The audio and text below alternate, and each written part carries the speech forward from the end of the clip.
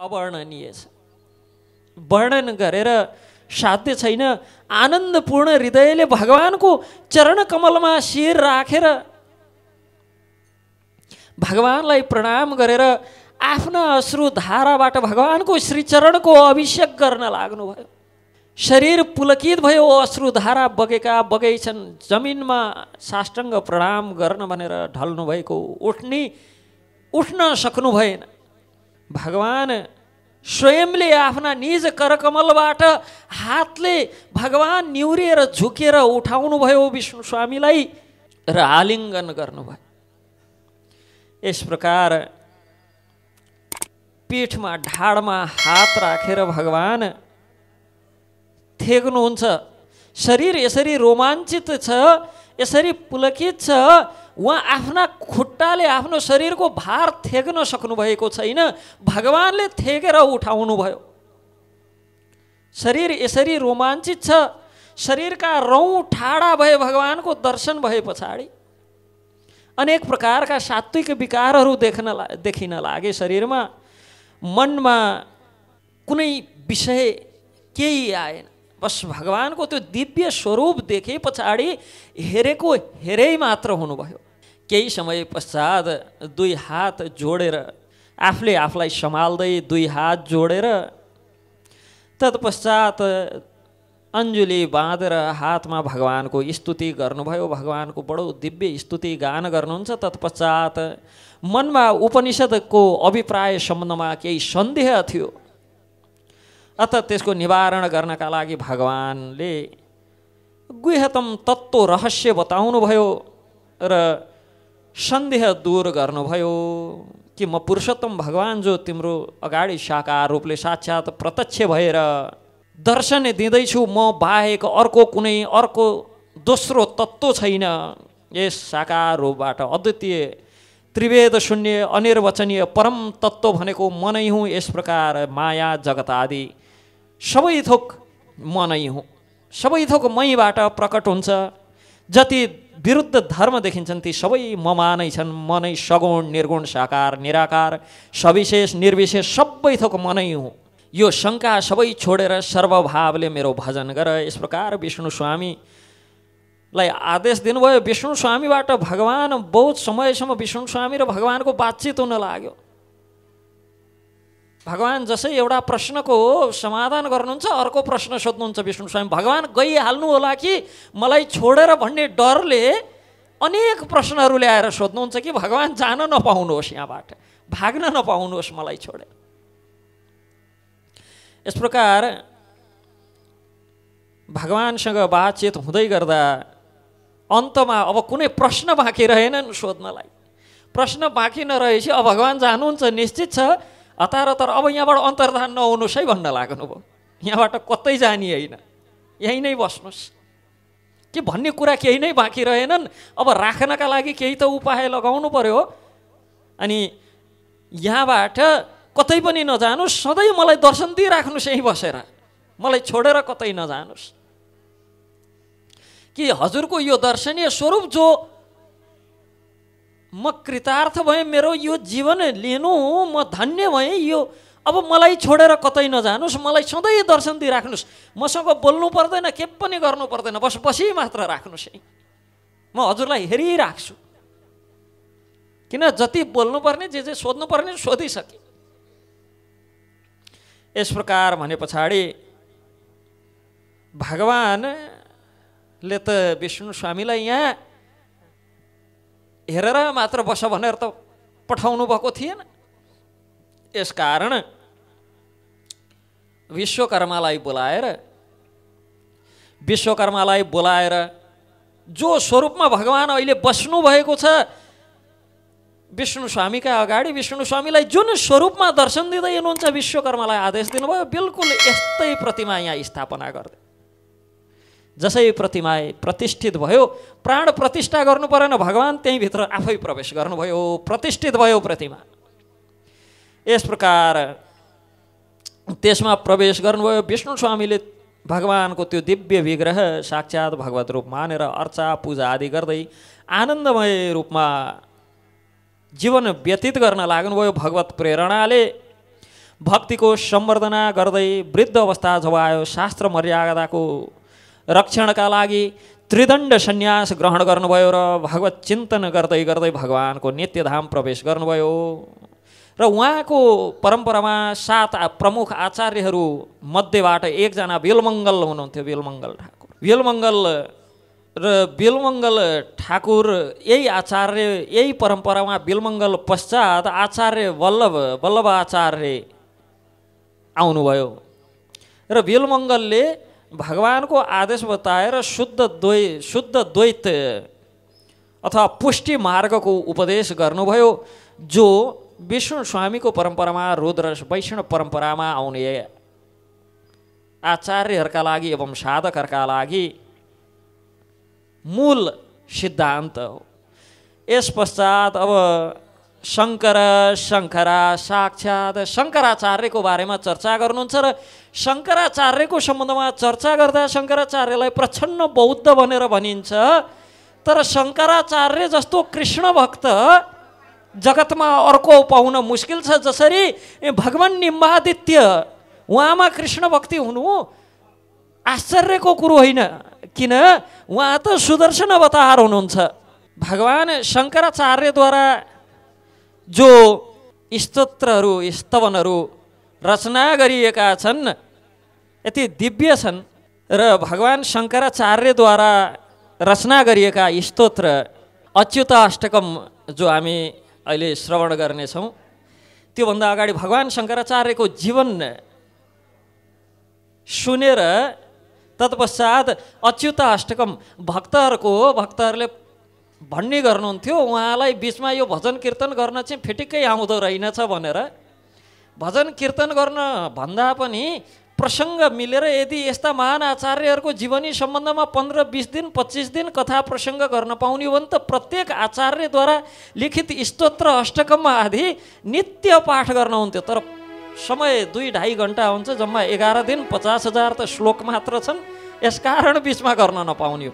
तैपनि यो अच्युताष्टकम अनि त्यस पछाडि वल्लभाचार्यद्वारा रचित मधुराष्टकम, यी यस्ता स्तोत्रहरू हुन् जो कथा नै रोकेर भए पनि यिनको पाठ यिनको गान नगरिकन अगाडि बढाउन सकिन्न। भगवान शङ्कराचार्य सम्बन्धमा अलिकता सुनेर भगवान शङ्कराचार्य को हुनुहुन्थ्यो सुनेर तत्पश्चात शङ्कराकृत अच्युताष्टकम श्रवण गर्छौँ र कथालाई अगाडि बढाउँछौँ। शङ्करावतार भगवान शङ्कराचार्य शङ्करा साक्षात् शङ्कराचार्य भगवान शङ्कर साक्षात् हुनुहुन्थ्यो। र शङ्कराचार्यले आएर वेदको मर्यादा स्थापना गर्दै पछाडि हाम्रा आचार्यहरूले आएर उहाँले स्थापना गरिदिएको आँगनमा नाचेर जानुभयो। कि उहाँले वेदको मर्यादा जसै स्थापना गरिदिनु भयो तसै हाम्रा आचार्यहरूले आएर भक्ति मार्ग प्रचार गर्नुभयो।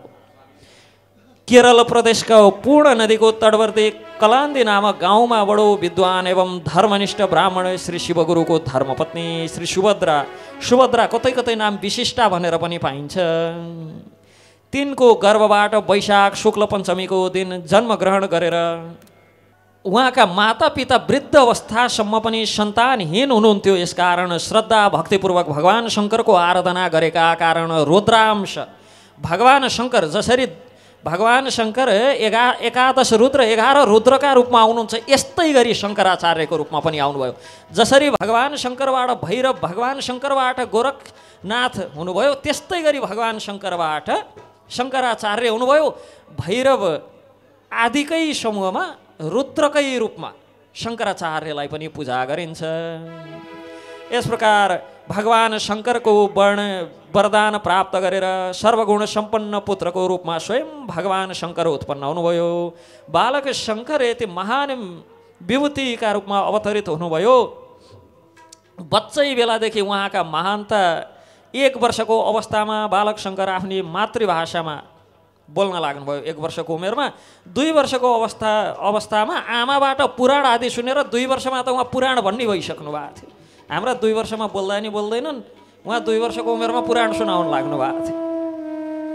र 3 वर्षको अवस्थामा चूडाकर्म गरे पछाडि पिता स्वर्गवासी हुनुभयो। केवल 3 वर्षको आयुमा 5 वर्षमा यज्ञोपवीत धारण गर्नुभयो। उपनयन संस्कार भयो 5 वर्षको उमेरमा र गुरुका घरमा बसेर पढ्न लाग्नुभयो। वेद वेदान्त वेदाङ्ग आदि सबैको अध्ययन गरेर घर फर्कनुभयो। असाधारण प्रतिभा देखेर गुरुजनहरू बडो आश्चर्यचकित हुने गर्थे। विद्या ध्यान समाप्त गरेर शङ्करले सन्यास लिन चाहनुभयो। तर आमाले एक त 8 वर्षको उमेरमा यति बालकै छन्, अर्को म वृद्ध, एक त वृद्ध अवस्थामा प्राप्त गरेको सन्तान, पति पनि हुनुहुन्न, मलाई छाडेर नजाऊ, यस प्रकार रोक्न चाहनुभयो। सन्यास लिनै दिनु भएन। तर शङ्कराचार्य सन्यास नलिकन मान्दै नमान। अब कुनै उपायद्वारा हुन्न भने पछाडि एक दिन नदीमा गङ्गामा स्नान गर्दै गर्दा बडो अद्भुत लीला रचना गर्नुभयो। नुहाउन भनेर छिरेको गोहीले खुट्टामा समात्यो। गोहीले खुट्टामा समातेर गोहीले तान्दैछ। नदीतिर शङ्कराचार्य बाहिर निस्किन खोज्दै हुनुहुन्छ। आमाले बाहिरबाट हात दिएर रुँदै कराउँदै चिच्याउँदै बाहिर तान्नुहुन्छ। निकाल्न सक्नु भएन। गोहीसँग कसरी युद्ध गरेर सक्ने, त्यो पनि जलभित्र। तत्पश्चात पुत्रलाई सङ्कटमा देखेर माताको होस हवास उड्यो। बेचैन भएर हाहाकार मचाउन लाग्नुभयो। शङ्कराचार्य मातासँग भन्नुहुन्छ, मलाई सन्यास लिने आज्ञा दिनुभयो भने गोहीले छोडिदिन्छ अरे, नत्र गोहीले मलाई लाने भयो। बिचारा पुत्रको प्राण बचाउन आमाले तिमीलाई सन्यासको आज्ञा दिएँ मैले, तिमी सन्यास ल्याऊ भने पछाडि गोहीले छोडिदिएर हिँड्यो। निस्कनु भयो। अब भन्नुभएको थियो नि सन्यास लिनिदिन्छु भनेर, त्यहीँबाट खुरुक्क आफ्नो बाटो लाग्नुभयो सन्यास लिन। तर माताको आज्ञा पाएर 8 वर्षको उमेरमा सन्यास लिन हिँड्नुभयो। जाँदा जाँदै माताको इच्छा अनुसार वचन दिएर जानुभएको थियो कि तपाईँको मृत्युको समयमा म घर आइपुग्छु, म उपस्थित रहन्छु। तपाईँलाई सन्यास लिइसकेकाले अब त्यो अन्त्येष्टि क्रियाको अग्निदान गर्दैनन्, तर माताले जुन प्रेम र जुन सहजतापूर्वक सन्यासको मार्ग प्रशस्त गरिदिनु भयो, त्यसको प्रेमको फलस्वरूप उहाँले सन्यासको अभिन्न अङ्ग हो, अन्तिम संस्कारको अग्नि नछुनी, तर उहाँले त्यो सबै थोक तोडिदिनु भयो। र अन्तिम समयमा आमाको लागि त्यो अन्तिम अग्नि आफैले दिनुभयो। यही प्रमाणलाई पछ्याउँदै भगवान रामानुजाचार्य जो शेषावतार हुनुहुन्छ, उहाँले पनि आफ्नो अनन्य शिष्य एउटा शिष्यलाई अन्तिम अग्नि आफूले दिनुभएको थियो, जसलाई लिएर धेरै उहाँका समकालीन ब्राह्मण भनाउँदाहरूले उहाँको तिरस्कार पनि गरे कि एक त सन्यास लिइसकेको, अर्को त्यतिखेर समाजमा निम्न जाति भनेर चिनिएको शूद्र, त्यसको अग्नि दियो, यो कस्तो सन्यासी भनेर उहाँलाई धेरैले तिरस्कार पनि गरे। यस प्रकार भगवान शङ्कराचार्यले आफ्नी मातालाई तपाईँको मृत्युको समयमा म अवश्य पनि यहाँ उपस्थित रहन्छु, र स्वयं चैतन्य महाप्रभुले पनि भगवान स्वयंले पनि आफ्नी माता सन्यास लिइसके पछाडि, सन्यास भनेको स्वतः सबैका गुरु हुन्छन्, तर भगवान चैतन्य महाप्रभुले आफ्नी आमालाई देख्दाखेरि जहाँ देखे पनि 3 हात परैबाट साष्टाङ्ग दण्डवत गर्नुहुन्थ्यो। किनभने यो शरीर, जुन शरीरको माध्यमबाट जुन शरीर धारण गरेको छु र यही शरीरका माध्यमद्वारा जो साधना गर्दैछु, यसको स्वामी नि त तपाईँ हुनुहुन्छ। यो शरीर तपाईँले दिएका कारण पूज्य हुनुहुन्छ। यो मन्दिर हो, जो मन्दिरमा भगवानलाई हृदय कमलमा सजाउने चेष्टा गर्दैछु, त्यो मन्दिर हजुरबाट प्राप्त भएका कारण यो मन्दिरकै स्वामी नि तपाईँ हुनुहुन्छ। यस्तो भावले आफ्नी मातालाई प्रणाम गर्नुहुन्थ्यो। अन्यथा सन्यास पश्चात स्वतः सबैका गुरु नै हुन्, कसैले शिष्यता स्वीकार गरिराख्नु पर्दैन, देखे पछाडि प्रणाम नै गर्नुपर्छ। यस प्रकार घरबाट गएर शङ्कराचार्य नर्मदा तटमा आउनुभयो र स्वामी गोविन्द भगवत पादसँग दीक्षा लिनुभयो र गुरुबाट भगवत पूज्य पादाचार्य नाम रह्यो र यही भगवत पूज्य पादाचार्यबाट रचित अच्युत अष्टकम बडो दिव्य छ। भगवान नामको कीर्तन अच्युतम केशवम राम नारायणम, अच्युतम केशवम राम नारायणम, कृष्ण दामोदरम वासुदेवम हरे, कृष्ण दामोदरम वासुदेवं हरिं श्रीधरं माधवं गोपिकावल्लभं श्रीधरं माधवं गोपिकावल्लभं जानकीनायकं रामचन्द्रं भजे जानकीनायकं रामचन्द्रं भजे अच्युतं केशवं सत्यभामाधवम् अच्युतं केशवं सत्यभामाधवं माधवं श्रीधरं राधिकाराधितं माधवं श्रीधरं राधिकाराधितम् इन्दिरामन्दिरं चेतसा सुन्दरम् इन्दिरामन्दिरं चेतसा सुन्दरं देवकी नन्दनं नन्दजं सन्धजे देवकी नन्दनं नन्दजं सन्धजे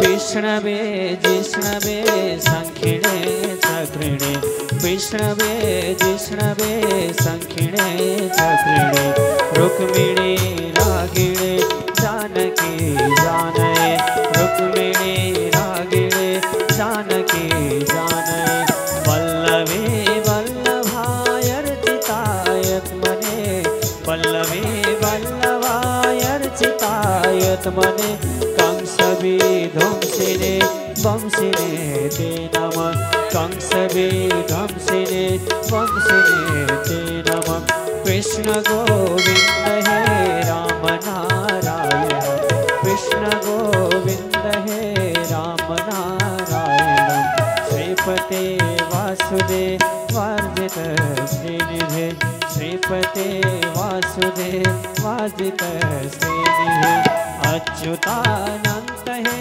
माधवा मोक्षद अच्युतानंत हे माधवा मोक्षद द्वारका नायक द्रौपदी रक्षक द्वारका नायक द्रौपदी रक्षक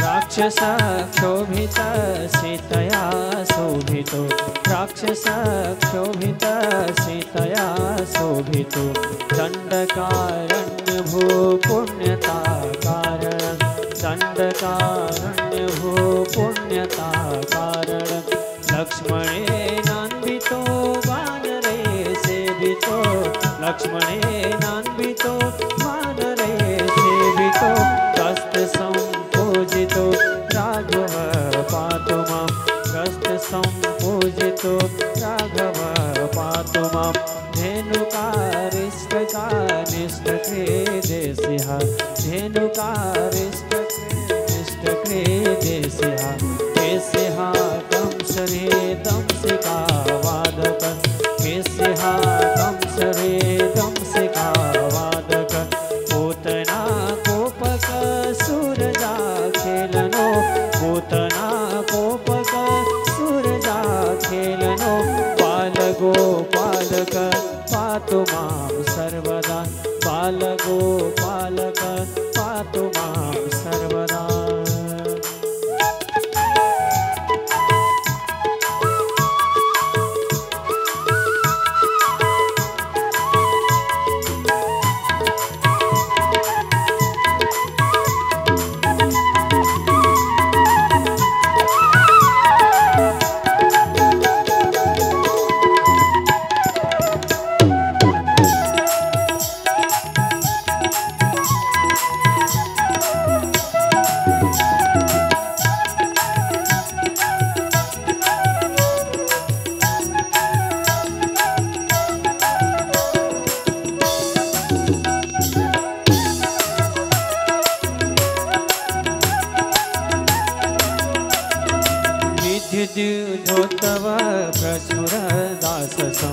विद्युद्योतव प्रस्फुरदाससं प्राविडं बोधव्रत प्रोलस विग्रहं प्राविडबोधव्रत प्रोलस विग्रहं वनया मालया शोभितोरस्थलं वनया मालया शोभितोरस्थलं लोहितां हृदयं पारिजाक्षं भजे लोहितां हृदयं पारिजाक्षं भजे कुञ्चितैकुन्तलैर्भाजमानाननं कुञ्चितैकुन्तलैर्भाजमानाननं रत्नमौलिलं लसत्कुण्डलं गण्डयो रत्नमौलिलं गण्डयो हारकेयूरकं कङ्कणप्रज्वलं हारकेयूरकं जुलं श्यामलं तं भजे किङ्किणी मञ्जुलं श्यामलं तं भजे अच्युतं शास्त्रकं ये पठेदिष्टदम् अच्युतं शास्त्रकं ये पठेदिष्टदम् प्रेमत प्रत्यहं पुरुष संप्रेहं प्रत्यहं पुरुष संप्रेहं वेतत सुन्दरं कर्तिवे शुम्भरं सुन्दरं कर्तिवे शुम्भरं तस्य वस्यो हरिर्जायते सत्वरं तस्य वस्यो हरिर्जायते सत्वरं छापतिलक सब छीने रे तुझे नैना मिलाएंगे छापतिलक सब छीने रे तुझे नैना मिलाएंगे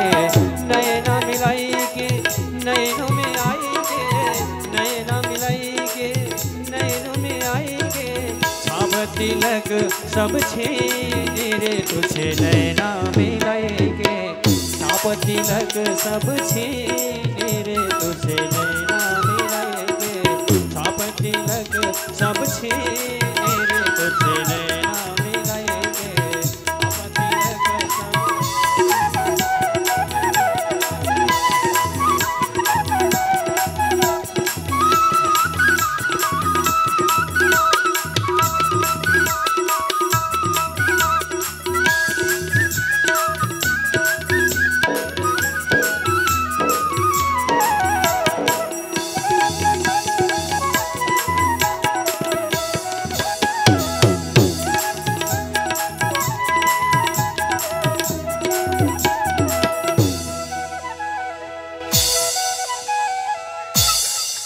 आद्य आचार्य भगवान शंकराचार्य